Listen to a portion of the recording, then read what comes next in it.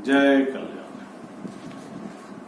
महादेव कल्याण करे, महादेव महादेव कल्याण करे, महादेव महादेव कल्याण करे, महादेव महादेव कल्याण करे, महादेव महादेव कल्याण करे, महादेव महादेव कल्याण करे, महादेव महादेव कल्याण करे, महादेव महादेव कल्याण करे, महादेव महादेव कल्याण करे। महादेव श्री श्री श्री 1008 घोर अघोर अवधूत भगवान गुरुवर आज का कल्याण धारा अलौकिक अवस्था प्रेम का, अलौकिक अवस्था प्रेम का।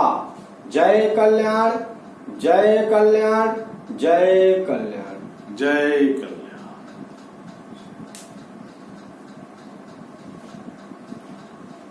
पहले सभी विश्ववासियों को हमारे ओर से जय कल्याण। और आपका भी प्रथम कर्तव्य यही है कि आप भी सभी के लिए अच्छा सोच जो रखते हैं जी, उसके साथ में एक बार फिर से आपके साथ में सभी विश्ववासियों को जय कल्याण। अघोर मंत्र कल्याणम कल्याणम अघोर मंत्राया, और मंत्र कल्याणम जपाया सर्व कार्य सिद्ध है। जो देखेंगे वही बोलेंगे, जो कहेंगे वही होगा, और जो चाहेंगे वही मिलेगा। ये जो है सतयुग महामंत्र है कि नहीं? और इस मंत्र के चलने का आधार तैयार करना चाहिए। इससे लाभ ये होता है कि हमारे चलने की शैली सत्य के ऊपर आधारित हो जाते हैं और हम सब सतयुग में प्रवेश हो जाते हैं और हमारा जय कल्याण हो जाता है कि नहीं? आज का कल्याण धारा है अलौकिक अवस्था प्रेम का, अलौकिक अवस्था प्रेम का, है कि नहीं? अलौकिक अवस्था में ही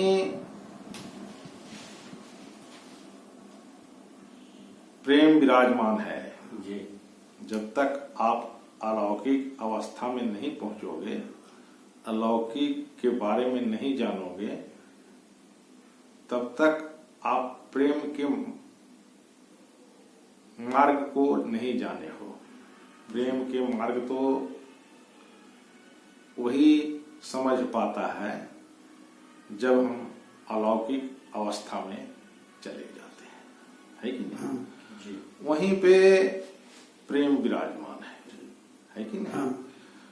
और हमारा कार्यशैली जब तक प्रेम के ऊपर आधारित नहीं होगा, है कि नहीं जी, तब तक आपका जीवन जो है दुखित रूप में घटित रहेगा, है ना? प्रेम अवस्था में नहीं रहोगे जी। देखिए, पहले हमें ये जानना चाहिए कि अलौकिक क्या, अलौकिक अवस्था किसे कहते हैं, अलौकिक अवस्था है क्या?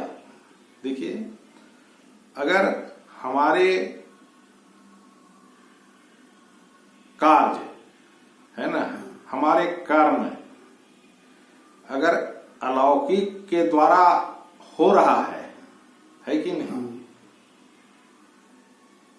तो आप प्रेम के स्थान पे हो, है कि नहीं?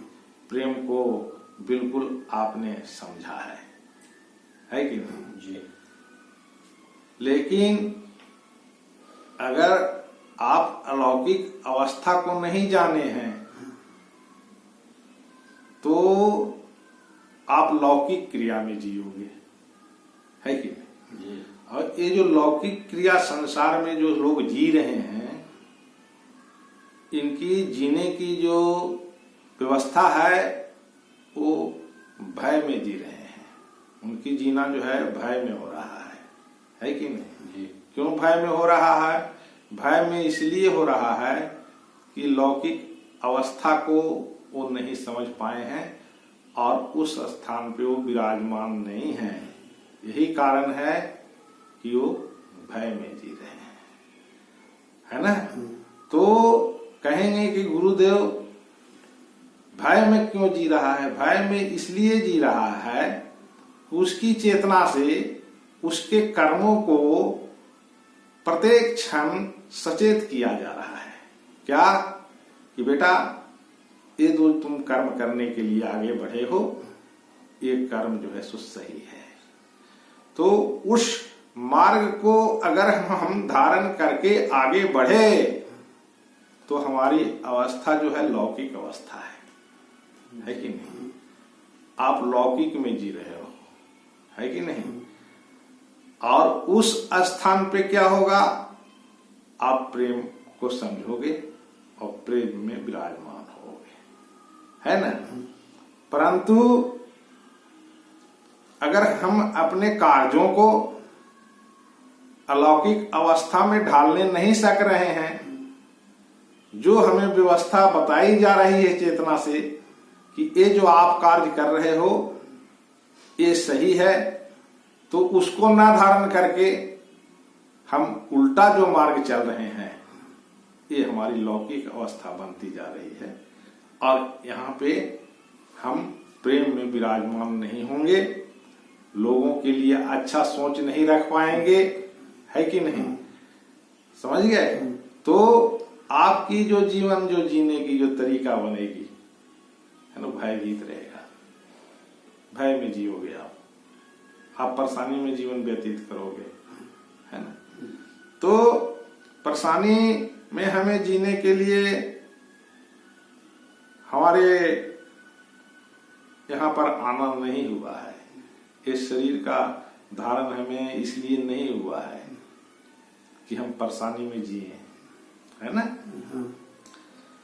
परंतु परेशानी में जीने का कारण जो है, हमें कोई सदगुरु का दर्शन नहीं हुआ है जो इस चीज को जाना हो, तभी तो उसकी बातों को सुनकर आगे भी लोग उसी के अनुसार चलेंगे, है कि नहीं।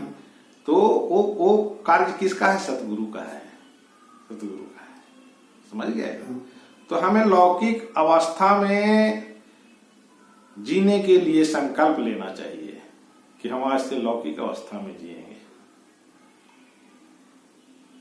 लौकिक अवस्था में जिएंगे नहीं, लौकिक अवस्था में अब हम नहीं जिएंगे, हम अलौकिक अवस्था में जिएंगे। समझ गए? अलौकिक अवस्था मतलब हम अपने कर्मों को जो हमारी चेतना से आदेशित हो रहा है कि एक कार्य सही है, उसी के ऊपर चलने का नाम जो है अलौकिक अवस्था है। क्यों? क्योंकि आपने अपने कर्मों को दूसरों के लिए हित में लगा दिया।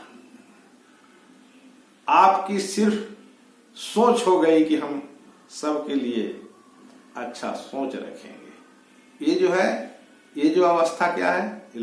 अलौकिक अवस्था है। जब इस अवस्था में आप आएंगे तब आपके जो भी कर्म होंगे, है कि नहीं, वो लौकिक जो कार्य अभी होते चले जा रहे हैं आपसे गलतियां, वो रुक जाएगा और आप जो कार्य करेंगे वो लोगों के लिए हित में करेंगे। लोगों को आपके कार्यों से त्राही त्राही नहीं चिल्लाएंगे। आपकी कार्य जो सबके लिए अच्छा सोच रहेगा, जो आप अलौकिक जीवन में जी रहे हो, उससे सामने वाले लोग आनंदित होंगे, है ना। वो सामने वाले के लिए आप एक निदान तैयार हो रहे हो। क्यों? क्योंकि आप अलौकिक अवस्था को चुने हो, है ना। तो हमें अलौकिक अवस्था में जीने के लिए ही ये मानव जीवन मिला है कि हम अलौकिक अवस्था में जिएंगे, है कि नहीं। हम लौकिक अवस्था से जो अपने जीवन को जीते चले जा रहे हैं, ये जीना हमारा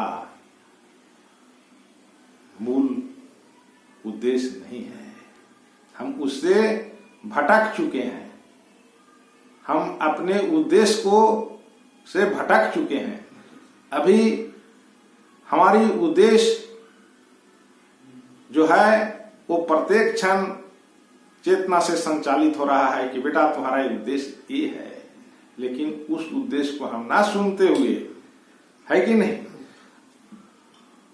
हम अपने कर्मों को लौकिक दृष्टि से जीते चले जा रहे हैं, जो छल और प्रपंच मिश्रित है, जो सामने वाले को भी दुख देगा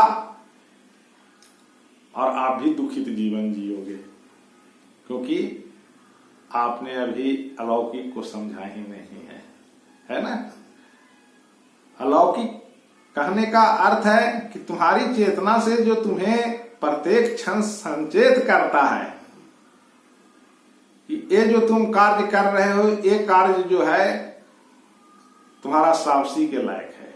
उस कार्य को आप लेकर के अगर आगे बढ़ते हो, वही अलौकिक अवस्था है ना। जब उस अवस्था में आप पहुंचेंगे तो आपके द्वारा सभी के लिए हित होना चालू हो जाएगा। आपकी जो भी सोच होगी लोगों के हित के लिए, सब घटित होने लगेंगे, है कि नहीं। कहने का अर्थ है अलौकिक अवस्था मानो भगवान का रूप है कि नहीं, जो सामने वाले को कल्याण करने में सक्षम हो जाता है और सामने देखता है तो उसकी चेतना से दृष्टि मार्ग से कल्याण हो जाता है। अगर वो कुछ बोलता है तो जहां तक ध्वनि जा रही है और जिसे जिसे भी सुनाई पड़ रहे हैं, वहां ध्वनि मार्ग से कल्याण हो जाता है। समझ रहे हैं। कहने का अर्थ है कि आप अलौकिक अवस्था को जब प्राप्त करोगे तो आप मानव भगवान के रूप में स्थित होगे, है कि नहीं, जो आपकी रोम रोम से कल्याणमय प्रकाशित होगा, है ना। वो कल्याणमय प्रकाशित क्या होगा, सबके लिए अच्छा सोच होगा, सबके लिए कल्याण की प्रार्थना होगी, है कि नहीं। वो प्रार्थना खुद का रहेगा, है कि नहीं, महादेव का रहेगा, जो कल्याण की प्रकाश फैलना चालू हो जाएंगे। तो कहने का अर्थ है कि हमें अलौकिक अवस्था ही मानव जीवन का प्रथम उद्देश्य है। हम इस चीज से जो वंचित हो चुके हैं, भटक चुके हैं, इसे वापस आना चाहिए कि हम आज से लोगों के लिए कल्याण के लिए मानसिक चेतना में लोगों के लिए कल्याण की कामना करेंगे। ये आपकी अवस्था जो होगी, ये अलौकिक अवस्था होगी, है ना। और जो आपके द्वारा कार्य होंगे वो कर्मों में लोगों के लिए हित पिरोया हुआ रहेगा, जो लोगों को कल्याण कर देगा, आनंद की स्थिति में पहुंचा देगा, है ना। तो हमें तत्काल संकल्प लेना चाहिए कि आज से हम अलौकिक अवस्था में रहेंगे और हमारी चेतना से जो प्रकाशित हो रहा है उस मार्ग को ही हम अपनाएंगे। ये हमारा प्रथम उद्देश्य होगा और ये हमारी लौकिक अवस्था होगी, है ना। ये हमारी कल्याण की स्थिति होगी और यही सामने वाले के लिए हमारी अच्छी सोच होगी। जय कल्याण, जय कल्याण, जय कल्याण। पंडित जी, आप भी वेद मंत्रों का उच्चारण करें। हरि ओम मां गणनाथ सरस्वती रवि शुक्र बृहस्पति पंचेतांश स्मरी नित्यं वेदवाणीं प्रपद्ये ध्यानमूलं गुरुमूर्तिं पूजामूलं गुरुपदं मन्त्रमूलं गुरुवाक्यं मोक्षमूलं गुरुं पदं मोक्षमूलं गुरुकृपा ओं गुरुर्ब्रह्मा गुरुर्विष्णु गुरुर्देवो महेश्वरा गुरुर्साक्षात् परब्रह्म तस्मै श्री गुरुवे नमः खण्डमण्डलाकारं व्याप्तं येन चराचरम् तस्मदं तस्मै देव तस्मै श्री गुरुवे नमः ओम हरि ओम मां चन्द्रोद्भासितमूर्ध्वजं सुरपतिं पीयूष पात्रं महादहस्ताब्जे ददतिं सुदिव्यममलं हास्य सपङ्केरुहम् सूर्यं दगनिं विलोचनं करतले पासां च सूत्रं कुशाभोजं बिभ्रत्मक्षयं पशुपतिं मृत्युञ्जयं तं भजे मृत्युञ्जयं तं भजे ओं जुंसा ओं भूर्भुवस्सुः ओं त्र्यम्बकं यजामहे सुगन्धिं पुष्टिवर्धनं उर्वारुकमिव बन्धनात् मृत्योर्मुक्षीयमामृतात् ॐ स्वाहा भूं साजुं हौं ओम हरि ओम मां शिव समान दाता नहीं विपद विदारण हार लज्जा मोरी राखियो नंदी के अस्वार्थ माया बजीव जल शांति फिरे भुलान तिन पर क्रोध न करिए प्रभु कृपा सिंधु भगवान हे शंभु चतुरानन खंडदल कलहन अनल कुबेर मघवा कुम पतंति जय जयकार करे हे प्रभु अपने भक्त जनों की आप रक्षा करे बोलिए श्री शंकर भगवान की जय ओम नमः पार्वती पतये हर हर महादेव जय